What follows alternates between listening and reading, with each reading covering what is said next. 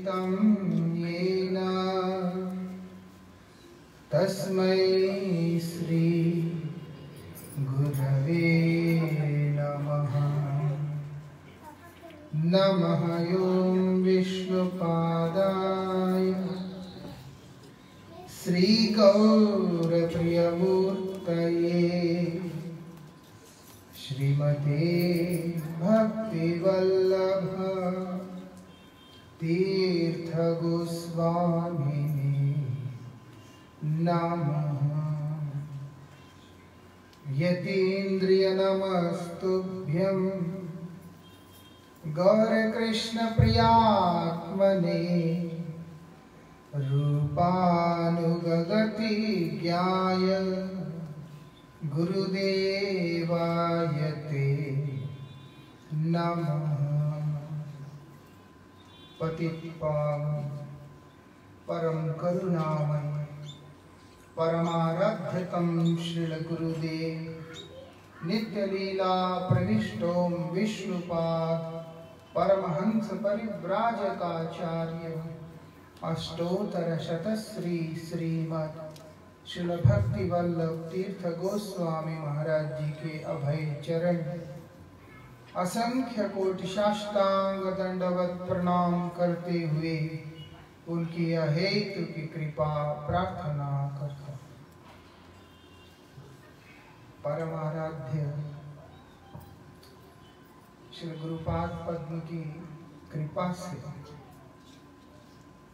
इस वर्ष श्री कृष्ण जन्माष्टमी महोत्सव को हम लोग एक साथ मनाने का सौभाग्य प्राप्त कर रहे हैं। आप सबको पता ही है ये आंदोलन जो है नवी मुंबई में शुरू हुआ था, लेकिन इस बार यहाँ पर करना पड़ रहा है। एक तरह से सुख भी है और एक तरह से नहीं भी है। सुख इसीलिए नहीं है, वो इतना बड़ा होते होते फिर इस साल मजबूरी में थोड़ा छोटा हो गया और देखो भक्त लोग टाइट हो गए हैं, इसलिए इतना सुख नहीं है। क्योंकि नाचने के उतना जगह भी नहीं है, कई सारी चीजें हैं और ठाकुर जी को भोग लगाने के लिए मंच पे उतना जगह भी नहीं है। कोई बात नहीं। और सुख इस बात का है जिस स्थान पे हम मना रहे हैं, इस स्थान का उद्घाटन हमारे परम आराध्य गुरुपाद पद्म जगत गुरु ओम विष्णुपाद श्री श्रीमद भक्ति वल्लभ तीर्थ गोस्वामी महाराज जी के चरण धूलि से ही हुआ है। गुरु जी इसमें रहे भी है और उधर उस तरफ कमरा है जहाँ गुरु जी रहे और कुछ पल उनके साथ यहाँ पर बड़े मस्ती भरे व्यतीत करने का मौका भी हमको मिला है। इसी बिल्डिंग में गुरु जी मुझे केला दिखा के पूछते हैं कि केला खट्टा होता है कि मीठा होता है। वो यही बिल्डिंग में हुआ था, तो इसलिए सुख भी है कि चलो गुरु जी का चरण धूलि इस स्थान को स्पर्श हुआ है। गुरु महाराज जी के श्री चरणों का धूल जहाँ पे भी पड़ता है वो स्थान पवित्र ही होता है। गुरु महाराज जी ने इसीलिए आदर्श भी दिखाया। जब विदेश के अंदर जब गुरु जी गए, वहाँ श्रील भक्ति वेदांत स्वामी गोस्वामी महाराज जी जिस वृक्ष के नीचे बैठकर इस चैतन्य महाप्रभु का संकीर्तन यात्रा को आरंभ किया था, गुरुजी वहाँ विशेष रूप से जब गए थे, गुरुजी ने प्रणाम करके उस स्थान को अपने माथे पे लगाया था। जो कोई भी स्थान जहाँ पर गुरुवर्गों का गुरुजनों का चरण धूलि गिर जाता है, वो हमारे लिए जीवन भर के लिए प्रणम्य होता है। मान लिया ये तो एक शादी का हॉल वगैरह है, ये सब है, लेकिन हमारी दृष्टि में ये उसके साथ साथ गुरुदेव का कृपा भूमि भी है। इसके मालिक को भी गुरुजी ने कृपा किया और इस स्थान को भी कृपा किया। गुरुजी ही नहीं, गुरुजी के और गुरु भाई भी रहे हैं, हमारे गुरुवर्ग भी यहाँ पर रहकर सनातन धर्म का प्रचार किया, हरिनाम का प्रचार प्रसार किया। कई भक्तों का इसी जगह हरिनाम दीक्षा भी हुआ। ऐसा ये बात है, ये हृदय में यही भाव रहता है कि गुरुदेव ने कृपा करके मठ का अवतरण कराया था जब गुरुजी यहाँ पर चरण धूलि दिए थे। जैसे भगवान अपने पार्षद और अपने धाम को लेके अवतीर्ण होते हैं, श्री गुरु महाराज जी भी श्री चैतन्य महाप्रभु के उस विशुद्ध प्रेम धर्म को लेकर इस स्थान में अवतीर्ण होकर लोगों पे कृपा किया और फिर अपने नित्य धाम को चले गए। ये सारे विचार जब मन में चलते हैं तो हृदय में आनंद भी आता है। एक बात जो हो, परमाराध्य श्री गुरुदेव की असीम कृपा है, हम लोग यहाँ पर एकत्रित हुए। श्री गुरु महाराज जी के अमृतमयी वाणी को जब मैं श्रवण कर रहा था तो गुरुजी उसमें अधिवास के बारे में बतला रहे थे। आज क्या है? अधिवास तिथि।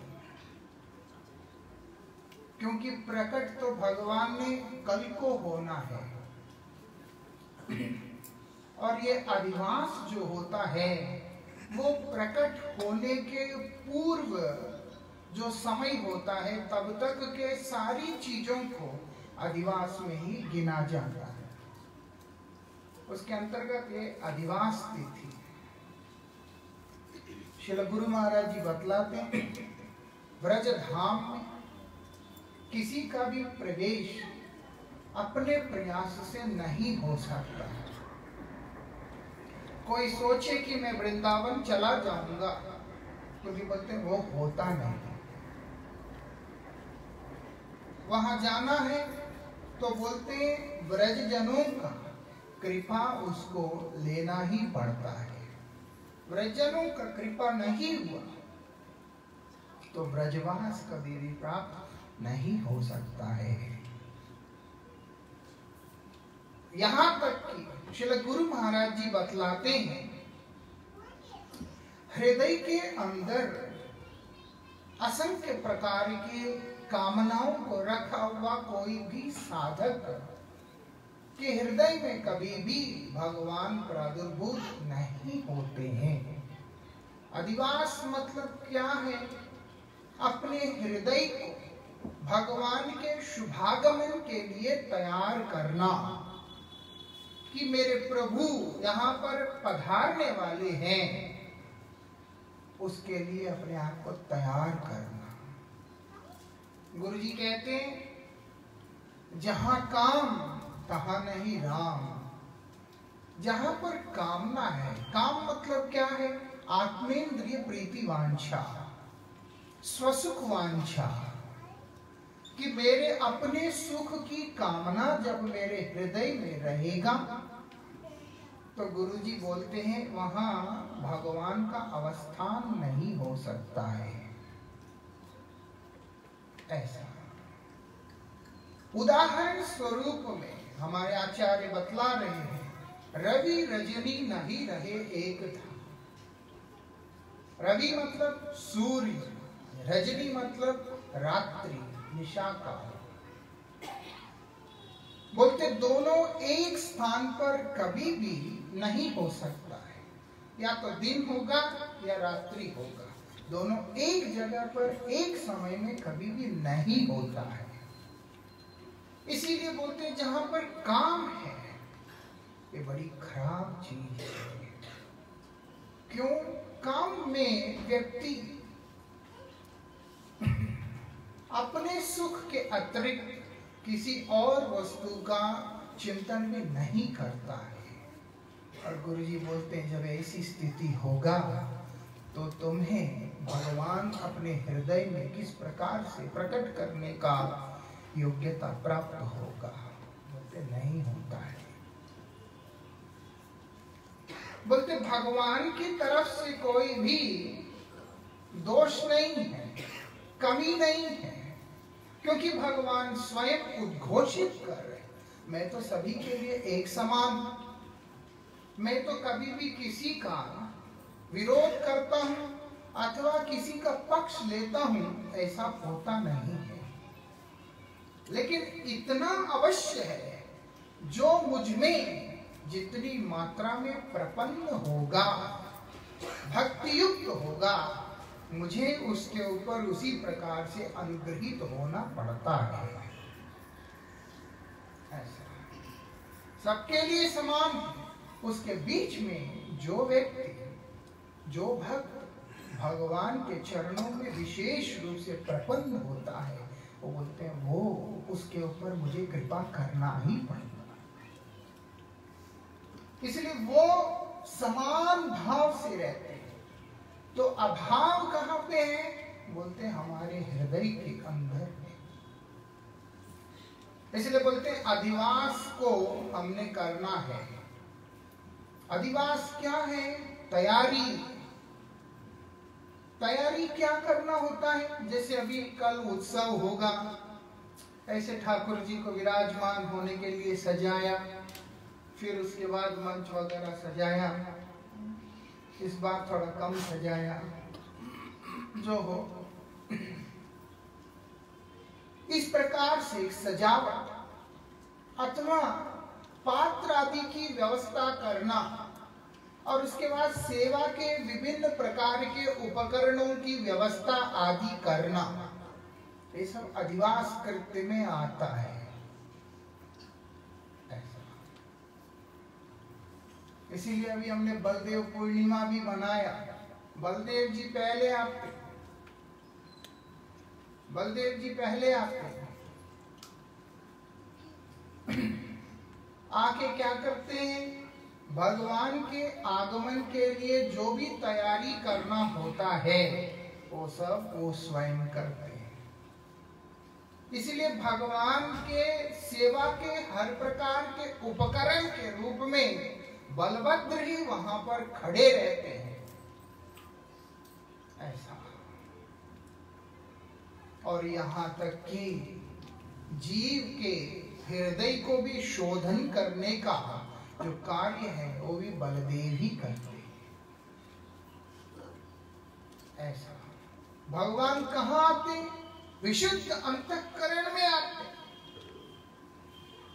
इसीलिए हम लोगों को अपने अंतःकरण को शुद्ध करना पड़ता है। वसुदेव महाराज मतलब कौन है? जिसका अंतःकरण जो है विशुद्ध है।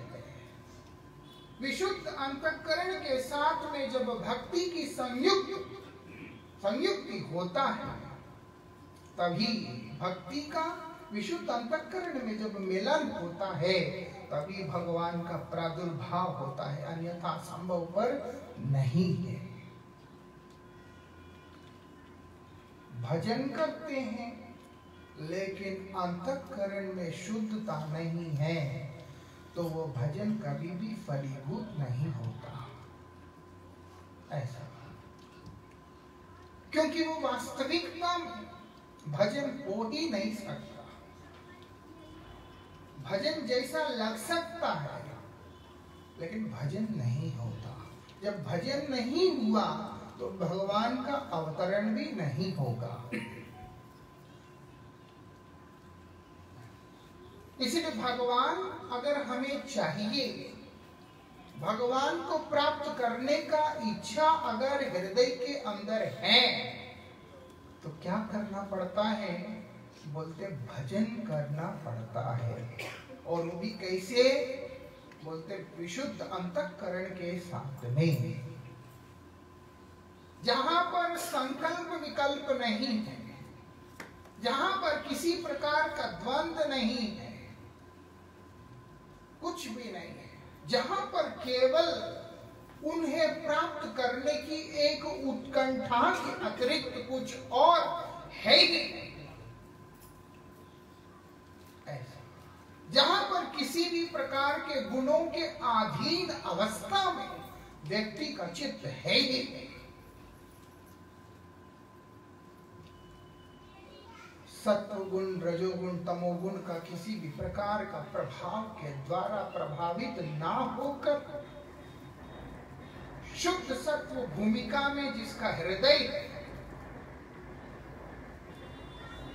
बोलते ऐसे हृदय के साथ जब भक्ति का मिलन होगा तब भगवान का अवतरण होना होता है वहां पर, अन्यथा भगवान नहीं आते। इसलिए अधिवास कृत्य में हमारे आचार्य क्या बतलाते हैं, केवल मात्र स्थान आदि का शुद्धि, पात्र आदि का शुद्धि, इन्हीं चीजों के ऊपर ध्यान देने से नहीं होगा।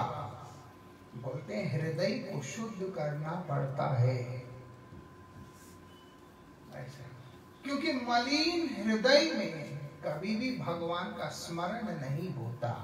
जिसके हृदय में गोविंद का स्मरण नहीं हुआ, उसके हृदय में गोविंद का आगमन कहां से होगा? नहीं आता। इसीलिए बोला अधिवास को जरूर करना है, नहीं है तो अधिवास की क्या जरूरत है? भगवान आ जाएंगे आराम से, उसके बाद प्रकट और फिर उसके बाद महोत्सव कर लो ना। वो अधिवास नहीं होगा तो भगवान आएंगे नहीं, जो मर्जी कर लो। इसीलिए हमारे आचार्य कहते हैं भूत शुद्धि अवश्य ही करना होता है। जहां पर अपने आप को शुद्ध करना होता है, अपने अंदर को शुद्ध करना होता है, वो कैसे संभव है? बोलते हैं उत्तम श्लोक जो भगवान हैं, उनके जो जन हैं, उनके अनुगत में जब हम लोग भगवान की आराधना करने का मार्ग में चलेंगे। एक क्यों बोला, कई ऐसे होते हैं जिनके अंदर सात्विक भाव होता है और कई ऐसे होते हैं जिनमें राजसिक भाव भी देखा जाता है, कई ऐसे होते हैं जिनमें तामसिक भाव भी देखा जाता है, और वो भक्त भी होते हैं। बोलते ना, जहां पर तीनों ही गुणों का प्रभाव नहीं है, जिनका हृदय निर्गुण भूमिका में स्थित होकर भगवान के श्री चरणारविंद में निमग्न होकर उनकी ही सेवा करते हुए उनके उस सेवामृत को निरंतर पान कर रहे हैं, ऐसे रसिक शुद्ध भक्त जो होते हैं, बोलते उनके पास जाकर उनके कृपा को लेने से हमारा अंतःकरण का मार्जन होगा। बहुत जरूरी काम है किसी को अगर भगवान को पाना है। नहीं तो हर साल जन्माष्टमी आता है। गुरुजी बोलते हैं ऐसी कोई जरूरी नहीं है कि भाद्रपद मास के कृष्ण पक्ष की अष्टमी तिथि कोई भगवान का प्रादुर्भाव है। भगवान तो कभी भी आ सकते हैं।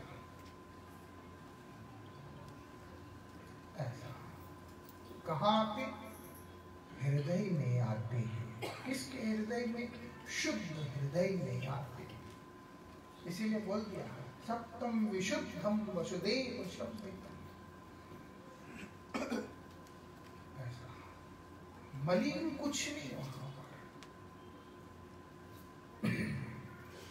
और ऐसे भगवान जब कृपा करके अवतीर्ण होते हैं, बोलते और कुछ जानना बाकी भी नहीं रहता है, और कुछ भी हमें जानना करना बाकी नहीं रहता है। इसीलिए श्री चैतन्य महाप्रभु ने अपने उपदेशों के रूप में, जबकि चैतन्य महाप्रभु का उपदेश का उद्देश्य जो है वो नहीं है। चैतन्य महाप्रभु किस लिए अवतीर्ण हुए? श्री राधिका जी के उस उज्जवल प्रेम को जो आस्वादन कर रहे हैं, उसी को जगत को वितरण करने के लिए आए हैं। जो गुप्त धन है, छिपा हुआ धन, वो प्रेम धन जो कभी किसी भी युग के अंदर किसी को भी नहीं दिया, उस प्रेम धन को इस जगत को वितरण करने के लिए ही भगवान स्वयं गौरहरि के रूप में आए हैं। लेकिन उपदेश क्या दे रहे हैं? बोलते चेतो दर्पणम मार्जनम, चित्त रूपी दर्पण को मार्जन करो।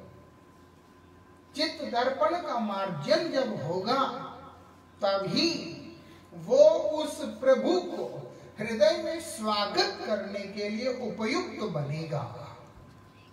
इसलिए कल जो भगवान कृपा करके आने वाले हैं, ऐसा हमें सोचना पड़ेगा। ऐसा कारण क्या है? वो कल आएंगे ऐसी कोई उनके लिए लिमिट नहीं है, लेकिन बद्धावस्था में होने के कारण हमें वही मान के चलना होगा कि कल जो तिथि के अनुसार भगवान का जो आविर्भाव होने जा रहा है, उसके लिए भी अपने हृदय को तैयार करना पड़ता है। ऐसा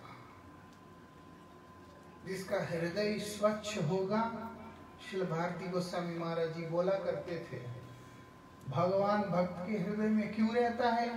बोलते पता है, हंस के बोलते थे कभी कभी, क्योंकि भक्त भगवान को तंग नहीं करता है,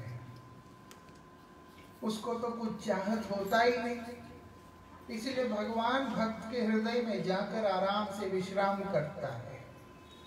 ऐसा जब बोलते थे तुम्हार हृदय सदा गोविंद विश्राम, तुम्हार मतलब कौन है? भक्त। ऐसा कौन सा भक्त जिसका अंतःकरण विशुद्ध अवस्था में है, वो भक्त की बात वहां पर हो रहा है। भक्त के हृदय में भगवान जाके बैठते हैं, वहां विश्राम करते हैं।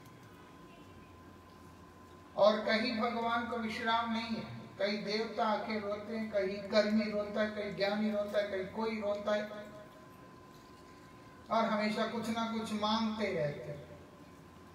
इसलिए भगवान को विश्राम होता नहीं। जब उनको विश्राम करना होता है, सबसे सुरक्षित जगह जहां वो चले जाते हैं, वो भक्त का हृदय होता है, क्योंकि भक्त भगवान से कुछ भी नहीं मांगता है।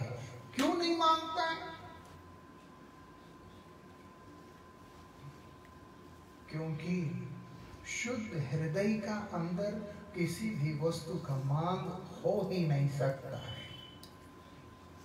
वहां पर सिर्फ एक ही मांग रहता है। इसका मतलब कोई मांग नहीं रहता, बोलते होता है। वो क्या है? बोलते भगवान की कृपा का मांग रहता है, और कोई चीज का मांग होता ही नहीं। इसीलिए भक्त के लिए बताया, बोलते प्रभु कृपा लागी व्याकुल अंतरे, उनकी कृपा उनको पाने के लिए व्याकुलता रहता है, तड़पन रहता है हृदय के अंदर। वो तड़पन जब पराकाष्ठा की अवस्था में पहुंच जाता है, तब भगवान वहां पर प्रादुर्भूत हो जाते हैं। क्या बोल रहे? सदा कांदे संगोपने, वो रो रहे होते हैं। कहां रो रहे? चार आदमी के बीच में बैठ के रोते, बोलते ना, सबके बीच में रहते हुए भी सबसे अलग होकर के वो विलाप कर रहा होता है, उसका हृदय रो रहा होता है। ऐसी जब स्थिति एक जीव अपने लिए जब पैदा कर सकता है, तो उसके बिना भगवान रह ही नहीं पाते, और उनको दौड़ के आना पड़ता है। वही अधिवास है, वही अधिवास है, जहां पर वो अपने हृदय को इस तरीका से बना लिया। इसलिए पूरे साल हम जहां भी कथा होता है, प्रार्थना कर रहे होते हैं कि भगवान का नाम केवल भगवान के लिए करना, उनसे दुनिया की चीजें नहीं मांगना।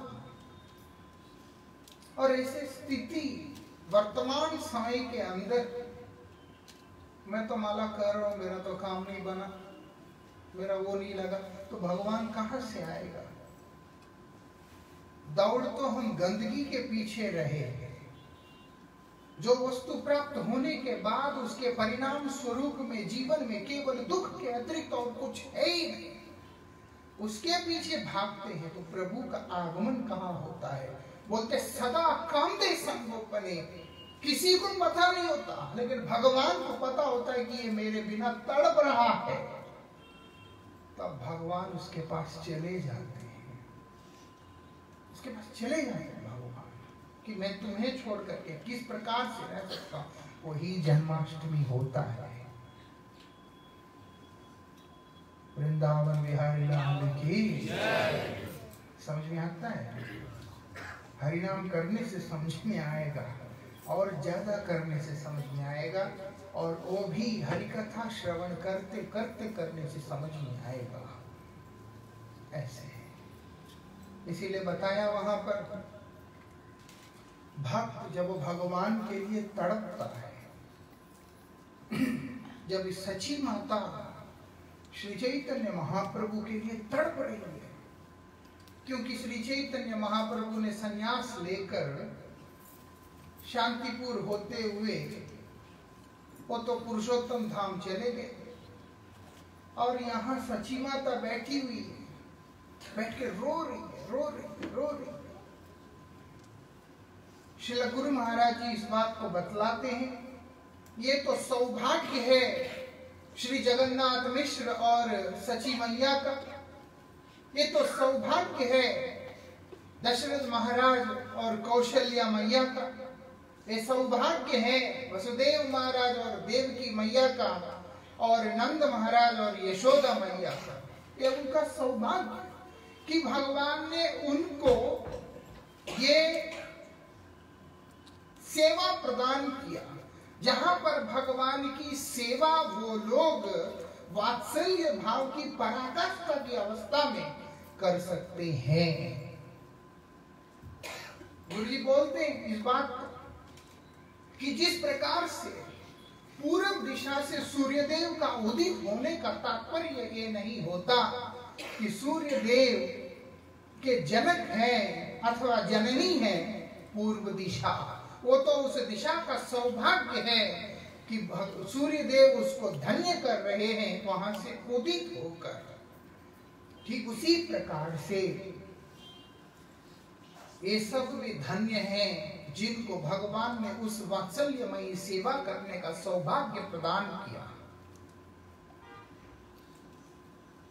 उसी के अंतर्गत जब सची माता जब उनका सेवा करती है, क्या करती है, श्री चैतन्य महाप्रभु के साग आदि सब्जियां बड़े अच्छे लगते हैं, उनको बहुत पसंद है। इसीलिए सची माता गौर सुंदर को स्मरण करते हुए अनेक प्रकार के साग से जुड़ी व्यंजनों को बनाकर श्री मंदिर में भोग लगाती है और प्रार्थना करती है भगवान से। और जब विलाप कर रही होती है, रो रही होती है कि मेरा निमाय अगर होता, इसको खाता, उसको अच्छा लगता। और होता क्या है, सामने बैठा हुआ श्री चैतन्य महाप्रभु उन व्यंजनों का सेवन भी कर रहे हैं और देख भी रही है, लेकिन यही सोच रही है कि मैं बहुत हो रही हूँ। कितना आनंद का विषय होता है वो, जहां पर हमारा प्रेमी हमारे सम्मुख में है, लेकिन ऐसा अनुभव हो रहा है कि अरे ना,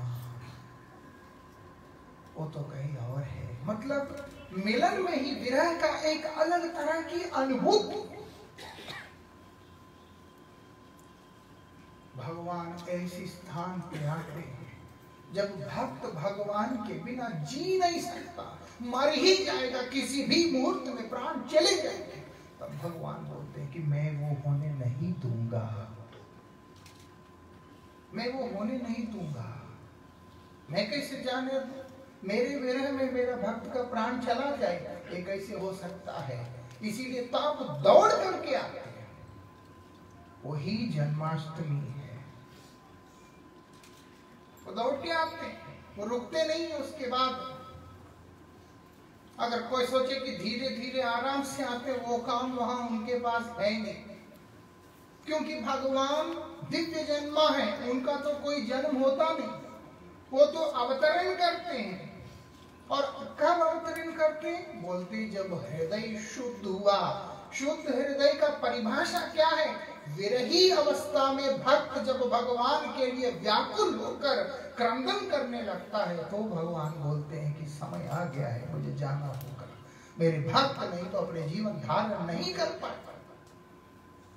कब सची माता का प्राण निकल जाए पता ही नहीं है, इसीलिए वहां पर वो प्रकट हो जाते थे।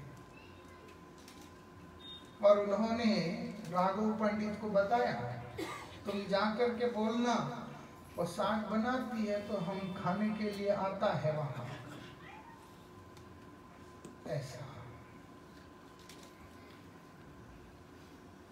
ऐसा ही यशोदा मैया के साथ भी होता है, ऐसा ही सखाओं के साथ में होता है, ऐसे ही गोपीजनों के साथ में होता है।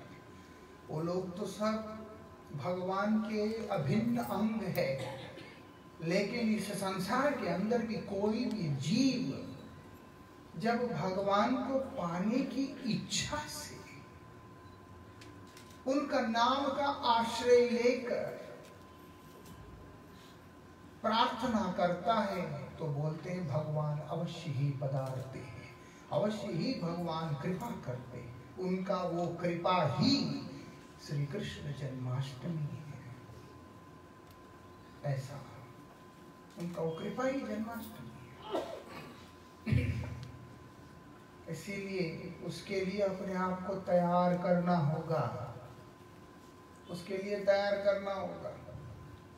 गुरुजी हमेशा इस बात को बोलते हैं, दुनिया का गंदगी रहेगा तो भगवान नहीं आएंगे।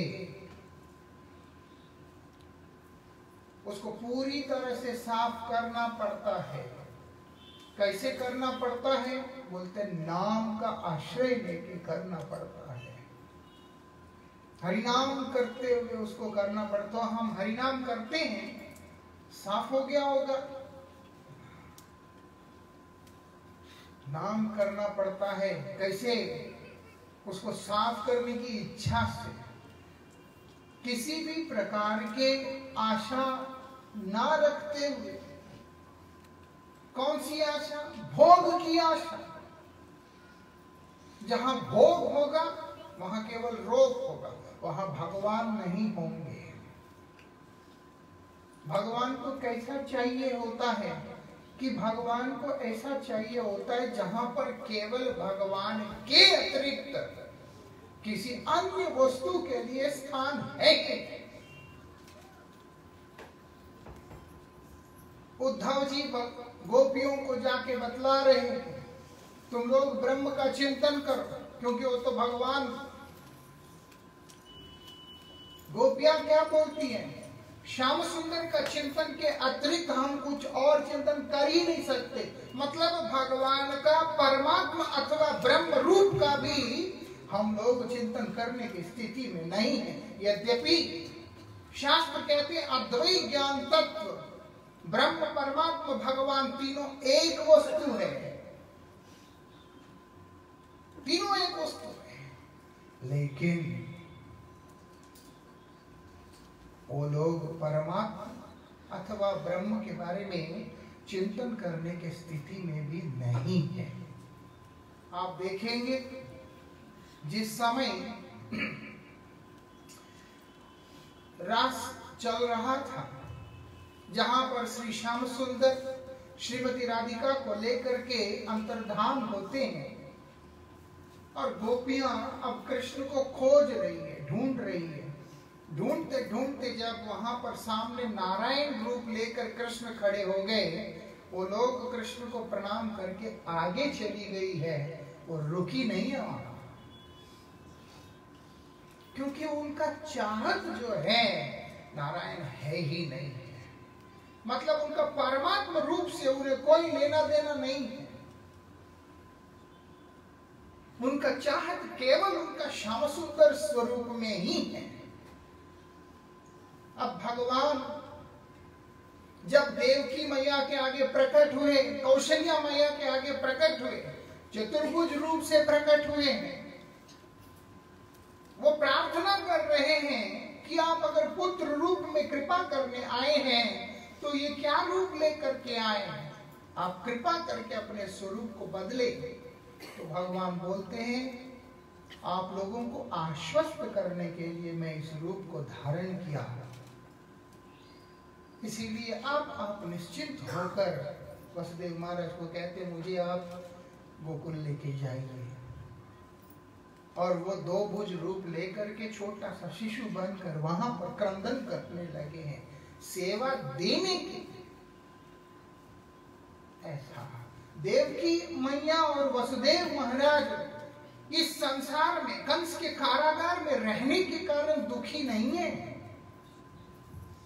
जो लोग इस जगत के कष्ट के कारण दुखी रहता है उसके ऊपर भगवान का कृपा नहीं होता है उस तरीके का कि जहां वो पुत्र रूप में अवतीर्ण। दुखियों के ऊपर भगवान कृपा करते हैं, लेकिन ऐसी कृपा नहीं करते हैं कि उनका पुत्र ही बन करके आ जाएंगे।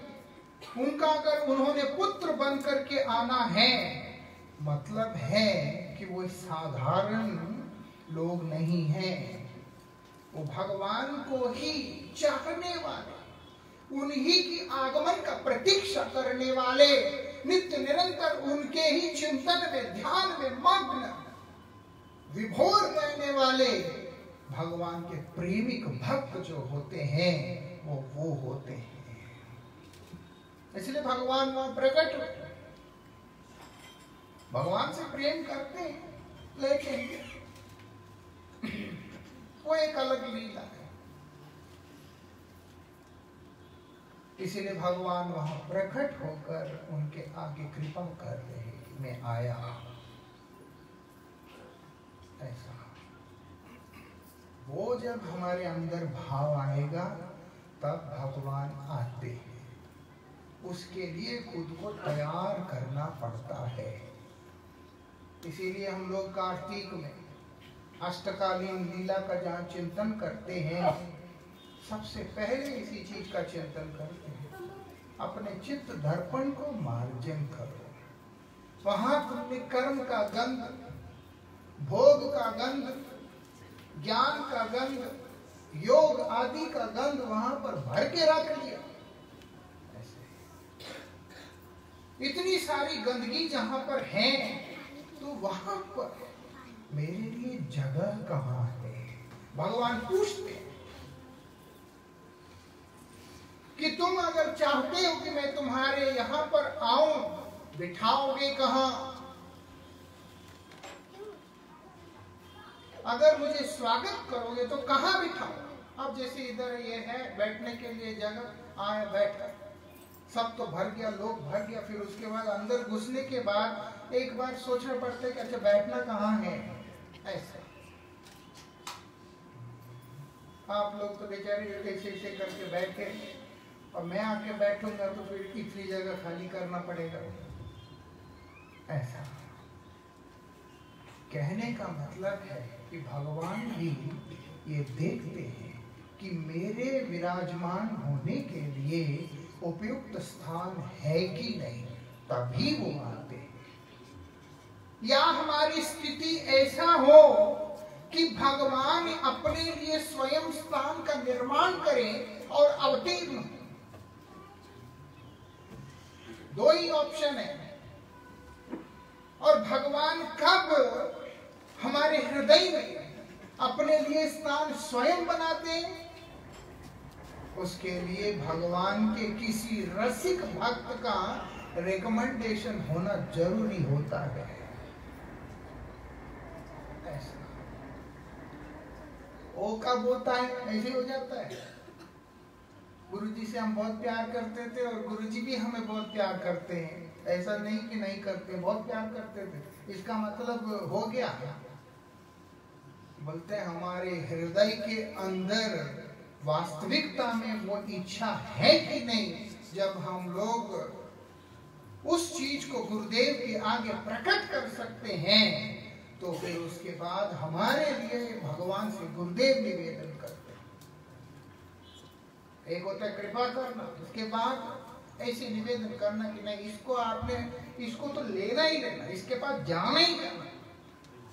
तब भगवान बोलते हैं तुम्हारे लिए मैं कहीं पे भी चला जाऊंगा, ऐसा तुम्हारे लिए चला जाऊंगा। अगर तुम चाहते हो तो मैं निश्चित रूप से जाऊंगा, कहीं पे भी। उस समय हमारी साधना का कोई महत्व नहीं है। उस समय वो कृपा ही हम लोगों का जीवन बना देता है। अगर आप देखेंगे, जैसे श्री रामानुजाचार्य महाराज जी के एक शिष्य रहे धनुर्दास, उसकी पतित अवस्था को देख के उनके हृदय के अंदर तरस आ गया। जैसे ही तरस आया, क्या किया उन्होंने? प्रार्थना किया कि प्रभु इसके ऊपर अनुग्रह कर दीजिएगा, और भगवान ने अपनी कृपा का दर्शन करा दिया। या हम ऐसे बने या वैसे बने, कहने का अभिप्राय है जब तक हृदय शुद्ध नहीं हुआ तब तक भगवान का कृपा होना संभव पर नहीं है।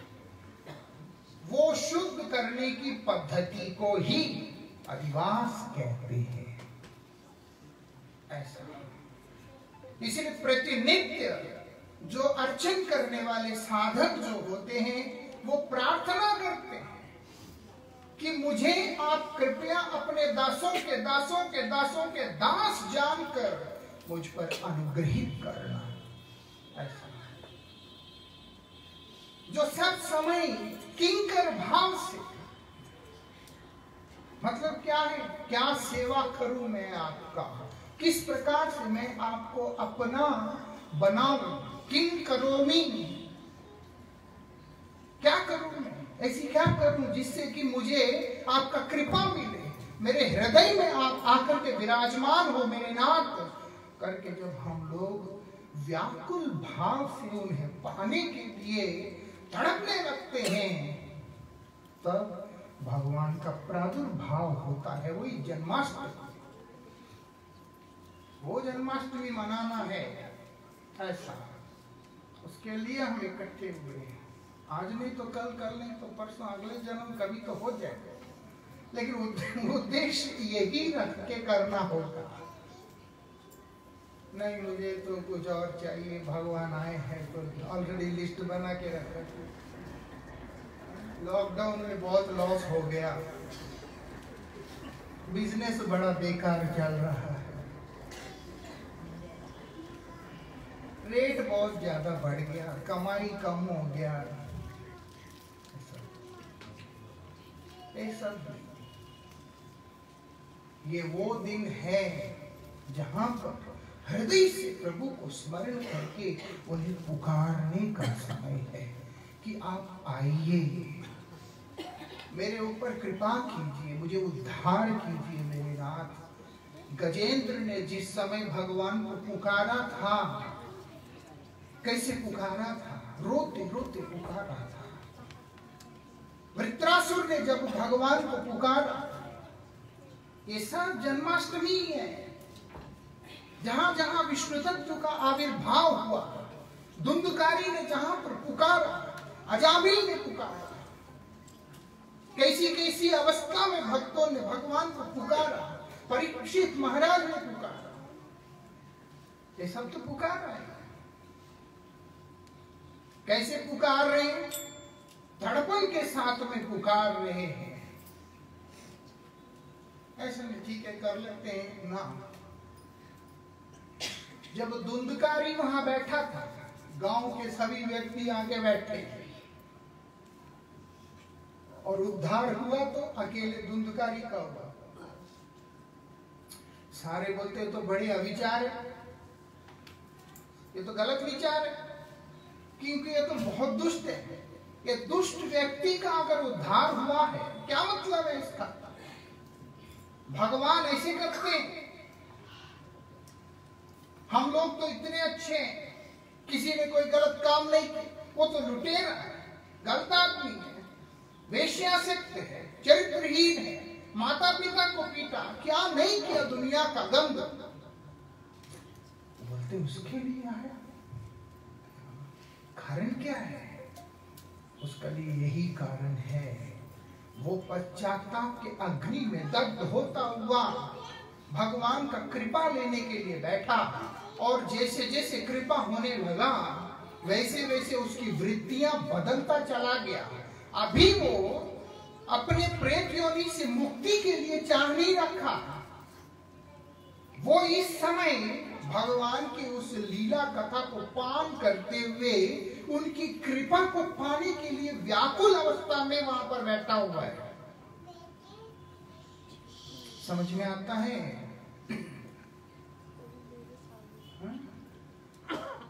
नहीं आएगा।